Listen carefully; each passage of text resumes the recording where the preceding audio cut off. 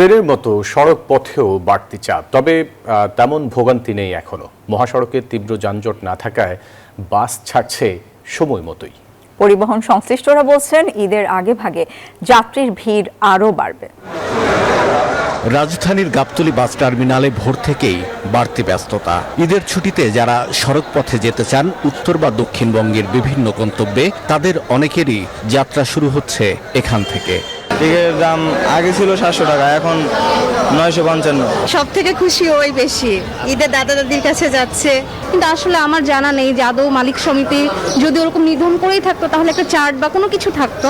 পরিবহন সংশ্লিষ্টরা বলছেন মহাসড়কগুলোতে যানবাহনের হালকা চাপ থাকলেও তীব্র যানজট নেই এখনো, তাই দূরপাল্লার বাসগুলো ছেড়ে যাচ্ছে সময় মতোই।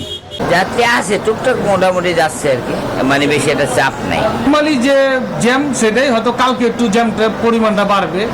মঙ্গলবার সকালে গাবতলী আন্তজেলা বাস টার্মিনাল পরিদর্শনে আসেন পুলিশের মহাপরিদর্শক। বলেন, কোনো পরিবহন বাড়তি ভাড়া নিলেই নেওয়া হবে ব্যবস্থা।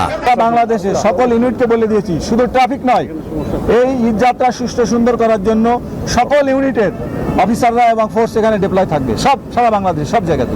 ঈদে ঘরমুখী সবার প্রত্যাশা একটি নিরাপদ যাত্রার। শাহ আলী জয়, নিউজ 24, ঢাকা।